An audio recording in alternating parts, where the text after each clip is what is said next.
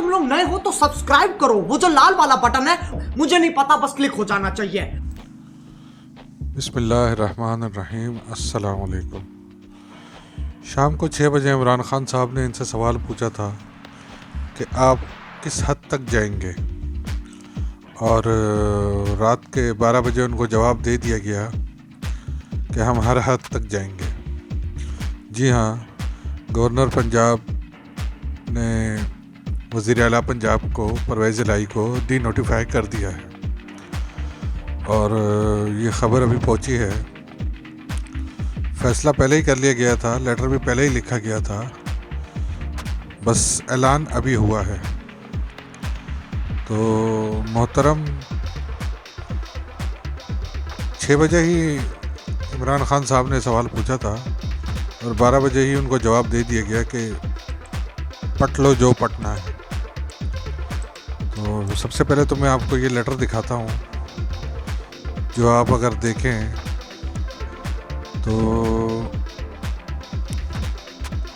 इसमें लिखा गया है, constitution of the facts that Chaudhry Pervez Elahi chief minister Punjab refrained from obtaining vote of confidence at 16 hours yesterday, in line with an issued under my hand on 19 December 2022, in line with Rule 22(7) of the Rules of Procedure of the Provincial Assembly of the Punjab 1997, and that he still has not done so even after the lapse of another 24 hours. I am satisfied that he doesn't command the confidence of the majority of the members of the Punjab Assembly and therefore ceases to hold his office with immediate effects. तो ये पूरा letter लिखा है governor Punjab Mohammad Baligur Rahman ने, जो कि नून league के taut हैं, और ये डी नोटिफाई करने का जो इसने लिखा है चौधरी परवेज़ इलाही को, मुमकिन तौर पे कह रहे हैं कि मिली भगत से ही लिखा है।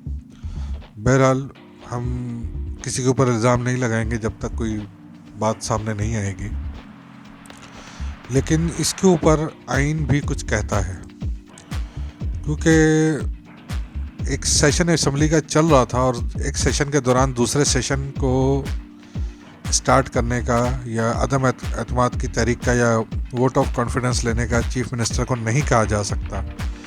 इस बुनियाद पर यह गैर कानूनी गैर आईनी फ़ैसला है, और आइन तोड़ने का जुर्म जो कि आर्टिकल 6 लगता है, जिसके ऊपर article 6 of constitution clearly describes about punishment of illegal removing any person who abrogates और सबवर्ट्स और सस्पेंड्स और holds in abeyance or attempts or conspires to abrogate or subvert or suspend or hold in abeyance the Constitution by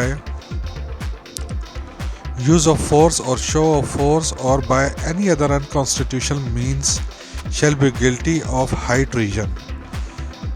जो भी गैर कानूनी तौर पे by force और किसी भी तरीके से हटाएगा, आर्टिकल 6 के तहत उसके ऊपर संगीन गद्दारी का मुकदमा चलाया जाएगा।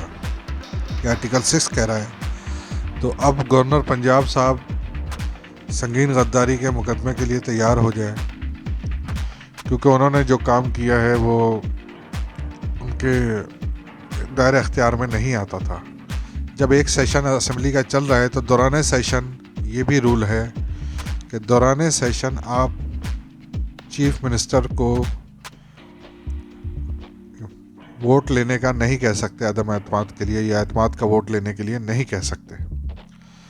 तो इस काम के ना करने पे, एतमाद का वोट ना लेने पे गवर्नर साहब ने उनको परवेज़ इलाही को डी नोटिफाई कर दिया है, और चीफ सेक्रेटरी पंजाब जो है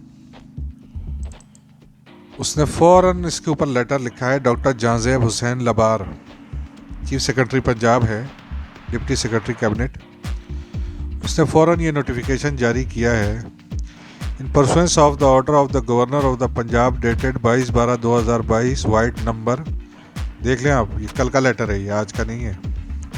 22/12 इसके ऊपर डेट लिखी हुई है, 22 दिसंबर 2022। Mr. Parvez Ilahi has ceased to hold office of the Chief Minister Punjab with immediate effect in consequence of the above, the provincial cabinet stands dissolved. Forthwith पूरी कैबिनेट डिज़ोल्व कर दी गई है और नए वज़ीर के इंतखाब तक, नए चीफ मिनिस्टर के इंतखाब तक परवेज़ इलाही ही असेंबली चलाएंगे। तो मामला अदालतों में जाएगा, जिसको यकीनन लंबा खींचा जाएगा। कल तो चीफ जस्टिस साहब अदालतें खुल के बैठ गए थे शाम में, आज कहाँ है वो, क्यों नहीं है सामने? गैर आइनी इक़दाम हो रहा है, तो ये अदालतों की 24 घंटे काम करने वाली अदालतों की सहूलत क्या सिर्फ आइन शिकनों के लिए हासिल है? मुल्क के अवाम के लिए इनकी कोई सहूलत नहीं है। कब तक ये आखिर इस तरह के गैर आइनी इक़दाम चलते रहेंगे इमरान खान के लिए, इमरान खान के ख़िलाफ़? कब तक ये लोग लगे रहेंगे? ये सारा एक शख्स इमरान खान को गिराने के लिए हो रहा है, जिसके बारे में नजम सेठी जो आपके चेयरमैन पीसीबी लगाए जा चुके हैं, इनके ऊपर मैं एक वीडियो बनाऊंगा जो इनके पिछले कारनामों पे होगी एज अ चेयरमैन पीसीबी। तो आपको पता चलेगा कि पिछले दौर में इन्होंने क्या क्या कारनामे अंजाम दिए थे और अभी फिर इनको बना दिया गया है बेड़ा गर्क करने के लिए। नजम सेठी साहब कहते हैं, जो फौजी लीडरशिप के कहने पे बैठने को तैयार नहीं होगा, सबको इन्होंने धमकी लगाई है, जितने भी मिनिस्टर्स हैं, जो फौजी लीडरशिप के कहने पे बैठने को तैयार नहीं होगा, फिर और भी तलवारें हैं चलाने के लिए। उनकी फिर ऑडियोज़ और वीडियोज़ आएंगी। ऑडियोज़ और वीडियोज़ सिर्फ उनके पास है और किसी के पास नहीं है। ये नजम सेठी साहब कह रहे हैं, इन पे कोई एक्शन नहीं हुआ। जिन्होंने नजम सेठी पे कोई एक्शन नहीं हुआ, जिसने सीधा सीधा इल्ज़ाम आर्मी के ऊपर लगाया है कि ऑडियोज़ और वीडियोज़ सिर्फ उनके पास है, एजेंसियों के पास। जबकि एक ट्वीट करने पे आज़म स्वाति साहब को ज़मानत नहीं मिल रही और 7 साल से लेकर उम्र कैद तक सज़ा की उनको सुनाया गया है फैसला आज कि इतना हो सकता है। उनकी ज़मानत खारिज कर दी गई आज। तो उस तफसीली फ़ैसले में ये लिखा गया कि इनको कम से कम 7 साल और ज़्यादा से ज़्यादा उम्र कैद की सज़ा हो सकती है।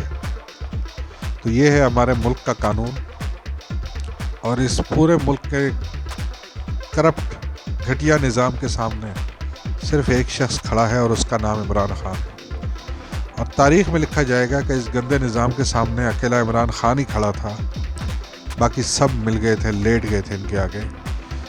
हिसाब अगर जज से मांगो तो इन्हें अदालत लग जाती है, मौलवी से मांगो तो आपको कुफर का फतवा लगा देता है, जर्नैल से मांगो तो गद्दारी के लेबल लगा देते हैं, मुकदमे फिर पूरे मुल्क में भागते फिरो, फिर आप मुकदमे भुगतते फिरो।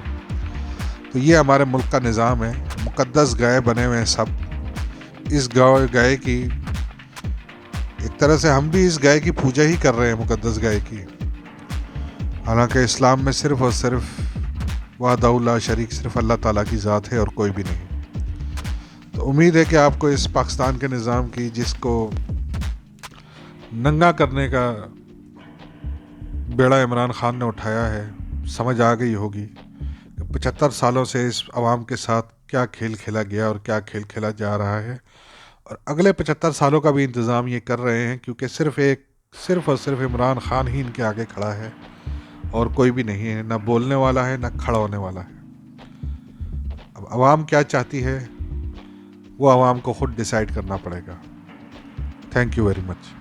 अगर तुम लोग नए हो तो सब्सक्राइब करो, वो जो लाल वाला बटन है, मुझे नहीं पता, बस क्लिक हो जाना चाहिए।